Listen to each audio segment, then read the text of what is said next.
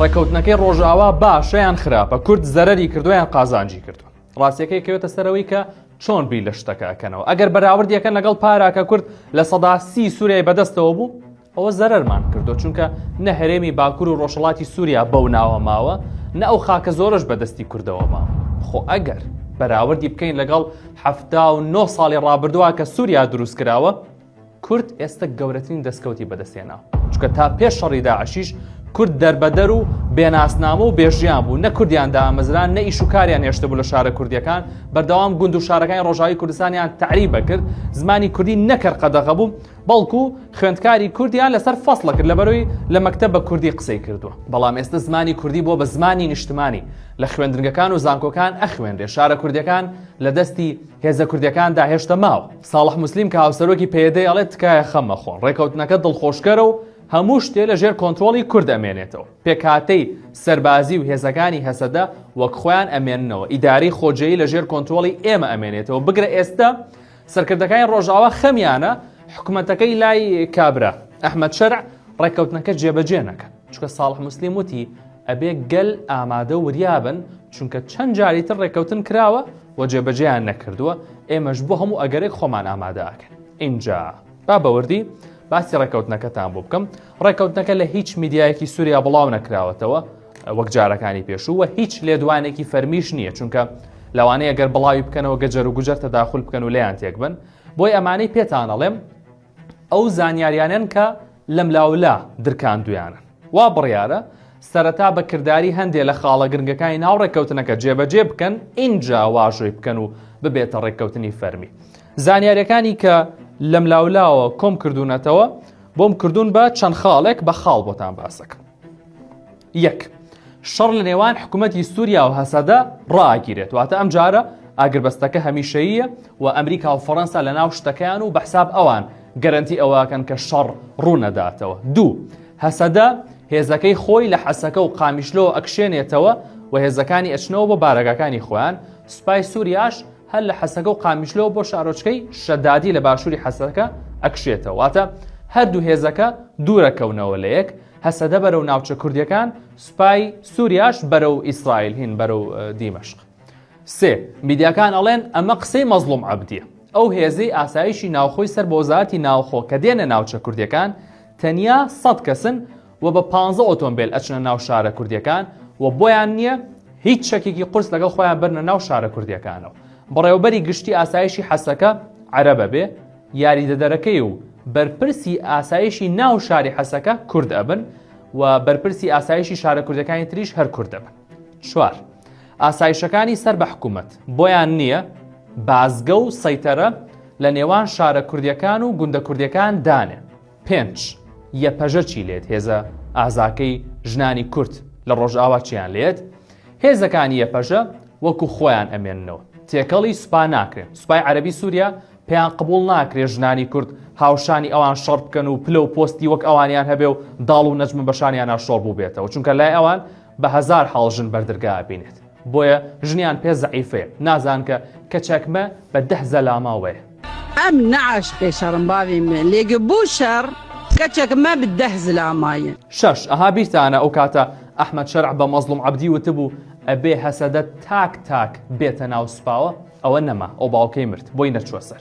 ئەو هێزانەی هەسەدە کە لە ناوچەی جەزیرەن و 16,000 کەسە بن بە 3 لیوە دەچنە ناو سوپاوە. ئەو هێزانەی هەسەدەش کە لە ناو کۆبانێن دەبن بە لیوایەکی تر لە ناو سوپاواتە هەسەدە وەک 4 لیوە ئەچێتە ناو سوپا، نەک وەکەوەی جەنابی شەرع داوایە کرد. کورد بۆ ڕازی نەبووە ئەو کاتە و ئەوان ناچار بوون بە داواکاریەکانی کورد ڕازی بن.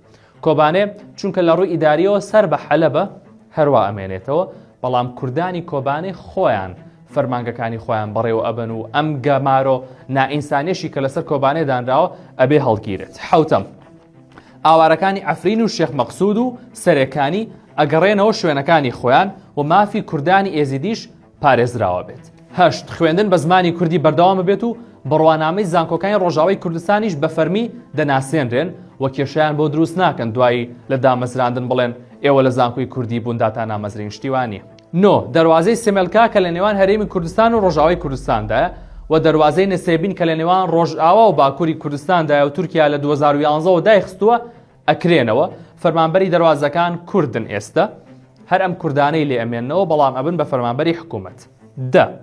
نورەدین عیساکە کەسێکی نزیکە لە مەزلوم عەبدی و کووردە ئەکرێتە پارێزگاری حەسەکە، چیاکۆبانی ئەبێتە جێگری وەزیری بەرگری، ڕێدوور خەلیلیش ئەبێتە جێگری وەزیری ناوخۆ.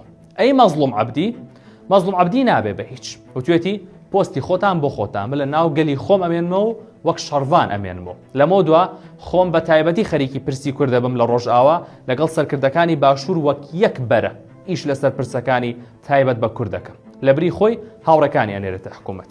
دەوێتە gelek پشنیار مرە هاتن بۆ ez nav karê dewletê de jî bigirim min çûnê wê min hevalê xwe bikirin yanî min hevalê xwe guncaw dîtin ew pişniyar kirin ji bo ez ê wisa jî bikim yanî hevalê xwe ji wenek erkan pişniyar bikim lêbelê ez nav gelê xwe da bim ez ê gel gelê xwe bim. یازدە کورد لە هەموو دامەزراوە حکوومیەکان پۆستی ئەبێت. دوازدە فڕۆکەخانەکان لەلایەن حکوومەتی سووریاوە بەڕێوە ئەچێت بەڵام کارمەندەکانیان هەر کوردی خەڵکی ناوچەکە ئەبن.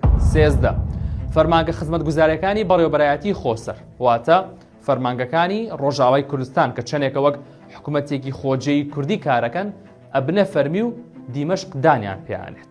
چواردە ڕێگەی M4 ئەکرێتەوە کە ڕێگەیەکی استراتیژیە لە لازەقیە دەست پێکات تا ئاگاتە سنووری تورکیا و چەندین ساڵە داخراوە. 15 تورکیا هێزەکانی لە عەفرین و سەرەکانی ئەکشێنێتەوە چونکە تورکیا لە 2018 بە ئۆپەراسیۆنی چڵە زەیتون هێزەکانی هێنایە ناو عەفرین بە حسابی خۆی سنوورەکانی ئەپارێزێ لەگەڵ سووریا بەس لە کێ پارێزێ ناسانم. لە 2019 بە ئۆپەراسیۆنی کانی بەهار هاتنە ناو گرێسپی بە بۆنەی گروپە چەکدارەکانی تورکیاوە دنیایە کورد ئەو شارانیان بەجێشت و سەری خۆیان هەڵگرتو و دەست بەسەر ماڵ و حاڵ و باخە زەیتونەکانیشیانە گیرا و گروپەکانی مافی مرۆڤ و ئەوانەشی کە لەگەڵ UN ئیشەکەن ئەڵێن هێزەکانی تورکیا خۆیان هەموو شتێکن لەوێ وە کەس لێپرسینەوە لە پێشلکارەکانیان ناکات. 16 ئەو زیندانانەی داعش کە ئێستا لە ژێر دەسەڵاتی هەسەدەدا ماون هەل لە ژێر دەسەڵاتی هەسەدە و کوردە ئەمێننەوە. فەرهاد شامی و تەبێژی هەسەدە قسەیەکی خۆشی کرد هیوادارم وابێ وتی ئەم هێزە بچووکەی حکوومەت هەتایان نامێننەوە لە شارە کوردیەکان بەڵکو هەر بۆ ماوەیەکی کاتی لە ناو حەسەکە و قامیشلۆ بن تا کاتی یەکگرتنی هێزەکانی هەسەدە لە ناو سوپای سووریا تەواو بێت. دوای ئەوە ئەڕۆنە دەرەوە لەو دوو شارە کوردی. لەسەر ئەو یەکڕیزی و یەکدەنگی و خۆپشاندانەی کوردانیش مەزلوم عەبدی قسەی کردوتی خۆپشاندانەکانی هەرێمی کوردستان زۆر کاریگەری هەبوو لە جوڵاندنی ڕای کۆمەڵگەی نێودەوڵەتی. وتیشی ماکرۆنی سەرۆکی فەڕەنسا زۆر بەدەممانەوە بۆ ڕۆژی واها بۆ 2 جار تەلەفۆنمان کردووە پێکەوە. 31 جان نوێل بارۆت وەزیری دەرەوەی فەڕەنسا لە ئێکس پۆستێکی ماکرۆنی سەرۆکی فەڕەنسای ڕیتویت کردەوە و لەسەری نووسی بەهۆی هەوڵە زۆرەکانی سەرۆک ماکرۆنەوە ئەم دوولایەنە گەشتنە ڕێککەوتن. ئەم ڕێککەوتنە گەرەنتی سیاسی و ئەمنی دەداتە کوردەکان کە هاوکارمان بوون دژی داعش و هێزە سەربازیەکانیان دەبنە بەشێک لە سوپای سووریا. فەرمانگەکانیان ئەچنە سەر حکوومەت و بەڕەسمی دان بە مافەکانی کورددا دەندرێت. هەر ڕۆژێک دوای پۆستەکەی ماکرۆن و وەزیری دەرەوەی فەڕەنسا کۆشکی ئێلیزێ کە وەکو کۆشکی سپیە بەڵام لە فەڕەنسا ئەمەی بڵاو کردەوە وتی سەرۆک کۆمار ئیمانوێل ماکرۆن بە تەلەفۆن قسەی لەگەڵ ئەحمەد شەرع و جەنەڕاڵ مەزلوم عەبدی کردووە. پێی وتم ڕێککەوتنەکە جێبەجێ بکەن ڕێز لە مافی کورد بگرن فەڕەنساش یارمەتی ئاوادانکردنەوەی سووریا دەدات و بەردەوام بێت لە شەڕی داعش. لە یەکی دووەوە دەستکراوە بە تێکەڵکردن و یەکگرتنەوەی فڕۆکەخانەی قامیشلۆ و دەواازە سنووریەکان بە حکوومەتی سووریاوە. دوو ئاسایشی سەر بە دیمەشق بە یاوەری هێزەکانی هاوپەیمانان چونە ناو شاری حەسەکە یعنی ئێستا هێزەکانی ئەوان هێزەکانی ئاسایشی ناوخۆی سووریا لە ناو حەسەکە ناو شارە کوردیەکان و سەی دووش ئەچنە ناو قامیشلۆ.